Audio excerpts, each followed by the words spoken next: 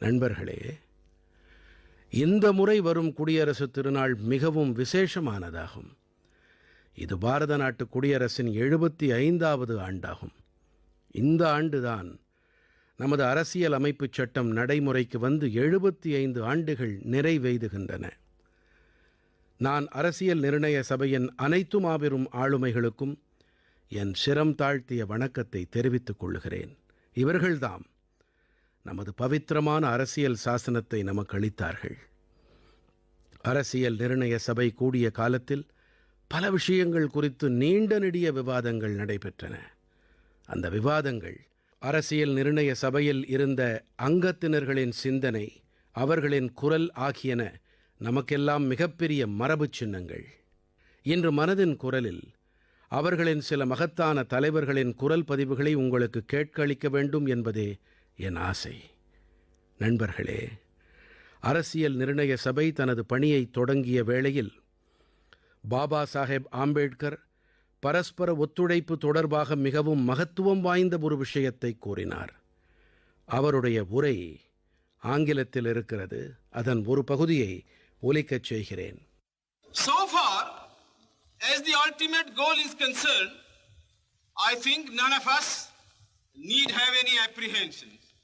None of us need have any doubt. But my fear, நாம் அடைய வேண்டிய நிறைவான இலக்கை பொறுத்தமட்டில் நம்மில் யாருக்கும் எந்த ஐயப்பாடும் இருக்க தேவையில்லை. யாருக்கும் எந்த சந்தேகமும் இருக்க வேண்டாம். ஆனால் என்னுடைய அச்சமெல்லாம் நிறைவான எதிர்காலத்தை பற்றியதல்ல என்பதை நான் தெளிவாக கூறுகிறேன். இன்று நம் தேசத்தில் வாழும் பலதரப்பட்ட மக்களையும் ஒரு தீர்மானத்தோடு ஒற்றுமையை நோக்கி இட்டுச் செல்லக்கூடிய ஒத்துழைப்பு நிறைந்த பாதையில் பயணிப்பதில்தான் சிரமமே இருக்கிறது. நிறைவு குறித்து எந்த சங்கடமும் கிடையாது. தொடக்கம் குறித்தே நமக்கு இருக்கும் சங்கடம். our difficulty is not with regard to the ultimate. Our difficulty is with regard to the beginning.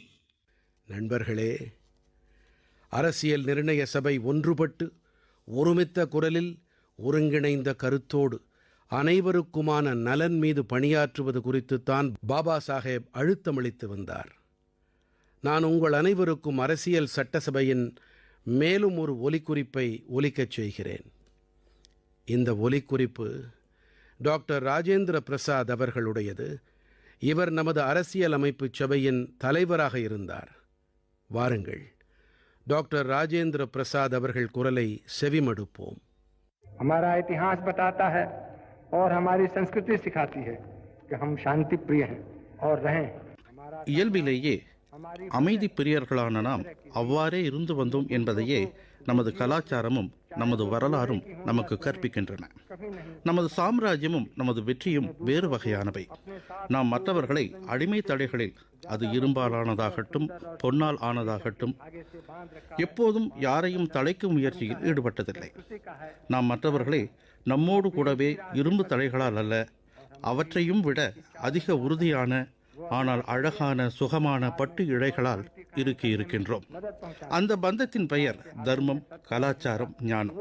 நாம் இப்போதும் கூட அதே பாதையில் தொடர்ந்து பயணிப்போம். மேலும் நமது ஒரே நாட்டம், ஒரே விருப்பம் என்றால் உலகின் சுகத்தையும் அமைதியையும் நிலைநிறுத்துவதற்கு உதவி புரிய முடிய வேண்டும். இன்று நமக்கு சுதந்திரத்தை வாங்கி கொடுத்து இந்த நிலைக்கு உயர்த்தியிருக்கும் வாய்மை, அகிம்சை என்ற பலமான ஆயுதங்களை உலகின் கரங்களில் அளிக்க முடிய வேண்டும் என்பதுதான். நம்முடைய வாழ்க்கை மற்றும் கலாச்சாரத்தில் இருக்கும் உள்ளார்ந்த சக்தி தான் காலம் அளித்த வழிகளையெல்லாம் தாண்டி வாழும் சக்தியை நமக்கு அளித்து நம்மை உயிர்ப்போடு வைத்திருக்கிறது. நாம் நமது ஆதர்சங்களை முன்வைத்து வாழ்வுமேயானால் நம்மால் உலகிற்கு பெரும் சேவையாற்ற முடியும். अगर हम अपने आदर्शों को सामने रखे रहेंगे तो हम संसार की बड़ी सेवा कर पाएंगे. நண்பர்களே, டாக்டர் ராஜேந்திர பிரசாத் அவர்கள் மனித விழுமியங்களின் பால் தேசத்தின் அர்ப்பணிப்பு உணர்வு குறித்து பேசியிருந்தார். இப்போது நான் உங்களுக்கு டாக்டர் ஷியாமா பிரசாத் முகர்ஜி அவர்களின் குரல் பதிவை ஒலிக்கச் செய்கிறேன். வாய்ப்புகள் அனைவருக்கும் வாய்க்க வேண்டும் என்பது குறித்து அவர் உரையாற்றினார். டாக்டர் ஷியாமா பிரசாத் முகர்ஜி அவர்கள் கூறினார், I hope, sir, that we shall go ahead with our work. அனைத்து இடர்களையும் தாண்டி நம்மால் நமது பணியை முன்னெடுத்து செல்ல முடியும் என்ற நம்பிக்கை எனக்கு இருக்கிறது ஐயா.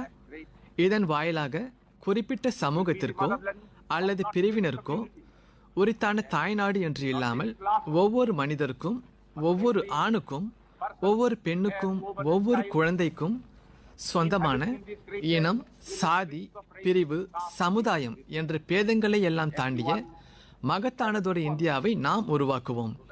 தங்களுடைய சிறப்பான திறன்கள், திறமைகளுக்கு உட்பட்டு அனைவருக்கும் பொதுவான மகத்தான தாய்நாடான தாய் திருநாட்டிற்கு சேவையாற்றும் வகையில் அனைவருக்கும் சம வாய்ப்புகள் அளிக்கப்பட வேண்டும். நண்பர்களே, அரசியல் சட்டசபையின் விவாதங்களின் இந்த மூலமான ஒலிக்குறிப்புகளை கேட்டு நன்றாக உணர்ந்திருப்பீர்கள் என்று நான் நம்புகிறேன். இந்த கருத்துகளால் உத்வேகமடைந்து நாட்டு மக்கள் நமது அரசியலமைப்பு சட்ட பிதாமகர்களும் பெருமிதப்படும் வகையிலானதொரு பாரத நாட்டை அமைக்க செயலாற்ற வேண்டும்.